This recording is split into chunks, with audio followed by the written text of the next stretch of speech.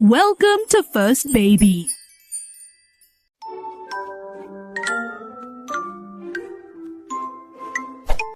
Let's start.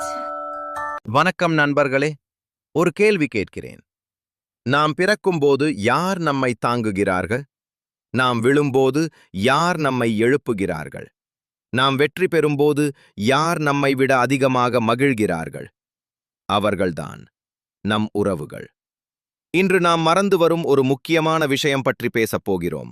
மனிதர்களும் உறவுகள். மனிதன் உறவுகள் இல்லாமல் வாழ முடியாது. அண்ணன், தம்பி, தங்கச்சி, அப்பா, அம்மா, மாமா, மாமி, சித்தி, சித்தப்பா. இந்த உறவுகள் வெறும் பெயர்கள் அல்ல. அவை நம் வாழ்க்கையின் தூண்கள். நாம் பிறந்த நாளிலிருந்து இறக்கும் நாள் வரை உறவுகள் நம்மோடு இருக்கின்றன. ஆனால் இன்று நான் மட்டும் போதும் என்ற எண்ணம் மெல்ல நம் சமூகத்தில் வளர்ந்து கொண்டிருக்கிறது. இது நம் தமிழர் வாழ்க்கை முறைக்கு புதிதான ஒன்று. தமிழர்கள் தலைமுறைகள் தாண்டி உறவுகளோடு வாழ்ந்தவர்கள். நாம் முதல் தலைமுறை தந்தை, தாய். இரண்டாம் தலைமுறை பாட்டன், பாட்டி. மூன்றாம் தலைமுறை பூட்டன், பூட்டி.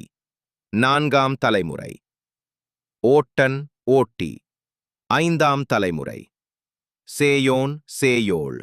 ஆறாம் தலைமுறை பரன், பறை. ஏழாம் தலைமுறை. ஒரு தலைமுறை சராசரியாக 60 ஆண்டுகள் என எடுத்துக்கொண்டால் 7 தலைமுறைகள் சமம் 420 ஆண்டுகள். இதுதான் தமிழர்களின் உறவு கட்டமைப்பின் ஆழம். இதுதான் நம் பெருமான், நம் பெருமை. இன்றைய காலத்தில் இளைஞர்கள் சிலர் உறவுகளை தவிர்த்து தனியாக வாழ விரும்புகிறார்கள். மேலை நாட்டு கலாச்சாரம் நம்மை மெல்ல மாற்றி வருகிறது. ஆனால் நினைத்து பாருங்கள், விலங்குகள் கூட கூட்டமாக வாழ்கின்றன. சிங்கக் கூட்டத்தை பாருங்கள், அவை ஒன்றிணைந்து வாழ்கின்றன. அதனால்தான் அவை பலமாக இருக்கின்றன. அப்படி இருக்க மனிதர்கள் மட்டும் ஏன் தனியாக வாழ வேண்டும்? உறவுகள் சமூகத்தை பலப்படுத்தும். உறவுகள் நல்ல மனிதர்களை உருவாக்கும். உறவுகள் மன அழுத்தத்தை குறைக்கும். உறவுகள் பாதுகாப்பை தரும். தமிழர்களே, உறவுகளை பலப்படுத்துங்கள். காலங்கள் மாறலாம், ஆனால் நம் வாழ்க்கை முறை மாறக்கூடாது. தமிழ் நம் உயிர். உறவுகள் நம் வேர்கள்.